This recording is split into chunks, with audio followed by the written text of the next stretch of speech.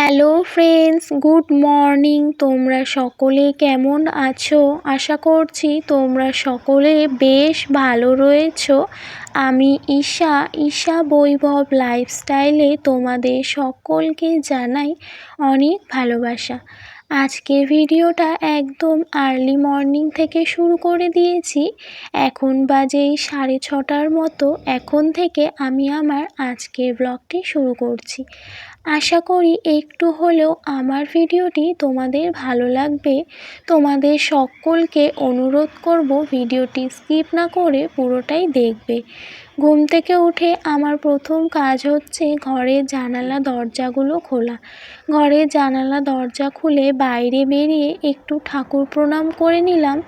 যেহেতু সকাল সকাল এই জামা কাপড়ে ঠাকুর ঘরে যেতে পারি না, তাই বাইরে বেরিয়ে ঠাকুর প্রণাম করে নিলাম। আর দেখবে ঘুম থেকে উঠে যদি ঠাকুর প্রণাম করে দিনটা শুরু করা যায়, সারা দিনটা সত্যিই খুবই ভালো যায়।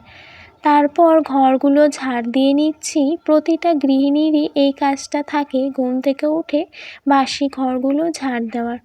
হাজবেন্ড আর ছেলে ঘুমিয়ে আছে, বাবাও ঘুমিয়ে আছে, নিচের ঘরে মা উঠে পড়েছে। আমি এখন টুকটুক করে সমস্ত কাজগুলো এগিয়ে রাখবো। আর আজ সরস্বতী পুজো, এটা রোববার দিনের ভিডিও। পুজোর দিন ঘরটা না মুছলে ভালো লাগে না, সেজন্যই সকাল সকাল ঘরটা মুছে নিচ্ছি। পরের দিন তো আমাদের বাড়িতে পুজো হবে, পরের দিন অনেকটা সকালেই হবে, যেহেতু বেশি সময় পর্যন্ত থাকবে না। এই 7টার মধ্যে আমাদের বাড়িতে পুজো হবে। আর অত সকালে তো এত কিছু কাজ করা যায় না, সেজন্য আগের দিনই আমি মোছামুছি, তারপর ঠাকুরের বাসন ধোয়া, এগুলো সমস্তটাই সেরে রেখে দেব। এবছর ছেলের হাতে খড়ি আছে, তো সকালে উঠে ছেলের পেছনেই হয়তো অনেকটা সময় লেগে যাবে। ছেলেকে ঘুম থেকে ওঠানো, খাওয়ানো, রেডি করানো। তো যাই হোক, দেখো ওদিকে ঘরগুলো মুছে আমি কিছু জামা কাপড় ধুয়ে নিয়েছি। ভেবেছিলাম আজকে আর জামা কাপড় ধোবো না, তারপর ভাবলাম না ধুয়েই দিই, রোদ নাই তো কি হয়েছে, একটু জলটা ঝরে গেলে হাওয়ায় শুকিয়ে যাবে। জামা কাপড়গুলো ধুয়ে বাইরে উঠোনে মেলে দিয়েছি। যেহেতু আমার ঘরগুলো মোছা হয়ে গেছে, ছাদটাও মুছে নিয়েছি, সেজন্যই আর ছাদে জামা কাপড়গুলো মেললাম না, না হলে ছাদটা আবার জল হয়ে যাবে। জামা কাপড়গুলো মেলে দিয়ে একটা গাছ লাগিয়েছি। একটা টবের মধ্যে গাঁদা ফুলের গাছ লাগানো ছিল, গাঁদা ফুলের গাছটা না শুকিয়ে গেছে। কয়েকটা ফুল ফুটেছিল, তারপর জানি না আস্তে আস্তে না গাছটা শুকিয়ে গেল। একটু না খারাপও লাগছিল, তো কি আর করা যাবে, গাছটা পুরোটাই শুকিয়ে গেছে। গাছটা উঠিয়ে ওই টবে একটা অন্য গাছ লাগিয়েছি। তারপর এই যে রান্নাঘরে চলে এসেছি। আজকে বেশি কিছু রান্না করব না, মুগ ডাল করব আর আলু পনিরের তরকারি করব। আজকে পনির রান্নাটা একটু অন্যরকমভাবে করব, তোমরা দেখতে থাকো তাহলেই বুঝে যাবে। রান্নাঘরে এসে ডাল সেদ্ধ বসিয়ে দিয়েছিলাম আর ভাত বসিয়ে দিয়েছিলাম। ডালটা সেদ্ধ হয়ে যাওয়ার পর ডালটা সোমবার দিয়ে নিয়েছি, আর এই যে এখন পনিরটাও করে নিচ্ছি। পনিরের জন্য মশলা করিনি, আজকের পনির রান্নাটা গুঁড়ো মশলা দিয়েই করব। তেলের মধ্যে সাদা জিরে ফোড়ন দিয়ে এর মধ্যে দিয়ে দিয়েছি একটুখানি আদা ঘষে, তার মধ্যে দিয়ে দিয়েছি কয়েকটা কাঁচা লঙ্কা মাঝখান থেকে চিড়ে, আর দিয়েছি একটা টমেটো কেটে, দিয়ে কিছুক্ষণ নাড়াচাড়া করে এর মধ্যে কেটে রাখা আলুগুলো দিয়ে লবণ হলুদ দিয়ে নাড়াচাড়া করে দিয়ে দিয়েছি দুধ। আজকের পনির রান্নাটা দুধ দিয়েই করব। দুধ দেওয়ার পরে ওর মধ্যে দিয়ে দিয়েছি জিরে গুঁড়ো। তো ওদিকে ঝোলটা ফুটতে থাকুক, আর এদিকে আমি চাল ঢেলে নিলাম। ছেলের জন্য আলাদা করে ভাত রান্না করি, তো ওই চাল অনেক হয়ে গেছিলো। মা দোকান থেকে চাল নিয়ে এসেছিল, চালটা আমি একটা কৌটোর মধ্যে ঢেলে রেখেছি। আর ছেলের জন্য করব শিং মাছের ঝোল। শিং মাছটা কেটে নিয়েছি, শিং মাছে দেওয়ার জন্য আলু কেটে নিয়েছি। আর ওদিকে আমার পনিরের তরকারিটাও হয়ে গেছে। পনিরের তরকারিটা নামিয়ে ছেলের রান্নাটা করে স্নান করে নিয়েছি। স্নান করে যে স্নানের জামা কাপড়গুলো মেলে ঘরে চলে এসেছি বিছানাটা গুছিয়ে নিতে। সকাল থেকে আর ঘরে আসা হয়নি। ছেলে যখন ঘুম থেকে উঠেছিল ছেলেকে ফ্রেশ করিয়ে একটু হরলিক্স খাইয়ে দিয়েছিলাম। এখন ছেলেকে ভাত খাইয়ে দেব, তারপর আমরাও খাওয়া দাওয়া করে নেব। তো চলো তোমাদের কাছে আবার বিকেলবেলায় আসছি। খাওয়া দাওয়া করে একটু শুয়েছিলাম, তারপর এই যে দেখো রেডি হয়ে গেছি। আজকে সরস্বতী পুজো, তো হাজবেন্ডের সাথে একটু বেরোবো। আমি, হাজবেন্ড আর ছেলে।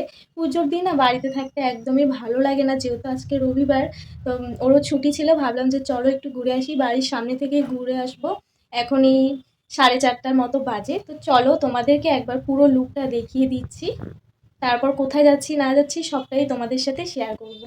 তো দেখো আমি এই রেড কালারের শাড়িটা পরেছি আর এর সাথে একটা ব্ল্যাক কালারের ব্লাউজ পরেছি।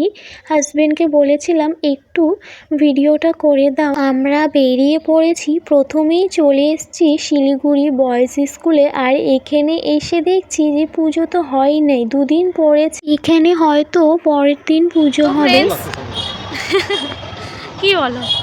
তো ফ্রেন্ডস, আমরা এখন চলে এসেছি শিলিগুড়ি বয়েজ স্কুলে। এই স্কুলে আমার হাজবেন্ড পড়েছে। তো এখানে এখনো পর্যন্ত পূজা হয়নি, আজ আর কাল দুদিন পুজো পড়েছে, এখানে হয়তো কাল হবে। তো দেখলাম যে সামনে এখনো ঠাকুর বসানো হয়নি। তো এখানে কিছুক্ষণ থাকবো, তারপর আবার যেখানে যাব তোমাদের সাথে শেয়ার করব। চলো বাড়ি। কত মশা, এদিকে টাকা। চলো বাড়ি যাই। যাবা না? কোথায় যাবা? ছেলেকে একটু নিচে নামিয়ে দিয়েছিলাম, আর এত বড় মাঠ পেয়ে ছেলে তো এদিক ওদিক দৌড়োদৌড়ি হাঁটাহাঁটি শুরু করে দিয়েছিল। ওরও ভীষণ আনন্দ হচ্ছিল। আসলে সব সময় তো ঘরের মধ্যে বন্ধ থাকে, আর এরকম খোলা জায়গা পেলে না ও ভীষণ খুশি হয়ে যায়। তো দেখো ওই বয়েজ হাই স্কুল থেকে বেরিয়ে এখন আমরা যাচ্ছি শিলিগুড়ি কলেজে। আর এখানে তো প্রতি বছরই অনেক ভিড় হয়, দিনের বেলা ভিড়টা কম থাকে। আমাদের যেহেতু সন্ধ্যা হয়ে গেছিলো, যেতে যেতে অনেক ভিড় হয়ে গেছিলো, বাইকটা অনেকটা দূরে রেখে তারপর হেঁটে হেঁটে আমরা কলেজের ভিতরে ঢুকেছি। আর এই যে দেখো ঠাকুরটা, আর আরেকটা ঠাকুর আছে যেটা আর কি পুজো করা হয়েছে, সেটাও তোমাদেরকে একটু পরে দেখিয়ে দিচ্ছি। আর এখানে দেখো কতটা ভিড় হয়েছে, তোমাদেরকে সেটাই দেখিয়ে দিলাম। আর আমরা এখানে একটু দাঁড়িয়েছিলাম, আর এখানে ভয়েসটা মিউট করে দিয়েছি কারণ এখানে গান হচ্ছিল।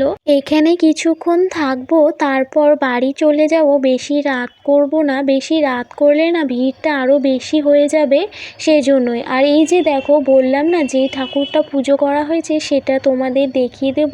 এই যে দেখো এই ঠাকুরটা আমার ভীষণ ভালো লেগেছে, আর এখানে দেখো ফটো তোলার জন্য সাজিয়েছে। তো আমরা শিলিগুড়ি কলেজ থেকে বেরিয়ে এই যে মোমো খেতে বসে পড়েছি। আমি ছেলেকে নিয়ে বসে বসে খাবো, আর হাজবেন্ড দাঁড়িয়ে আছে। তো দেখো আমরা মোমো খেয়ে বাড়ি চলে এসেছি। এখন অনেকটা সময় পর তোমাদের সাথে আবার শেয়ার করছি। বাড়িতে এসে ফ্রেশ হয়ে ওই যে বললাম কাল তো পুজো আছে, কিছু বাসন ছিল ঠাকুরের, সেগুলো ধুয়ে মেজে রেখে দিয়েছি।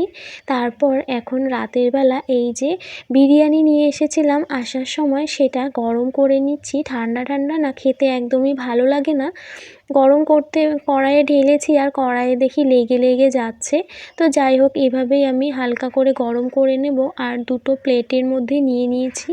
মা বাবা তো চিকেন মাটন খায় না, সেজন্য আমরা দুজনেই খেয়ে নেব।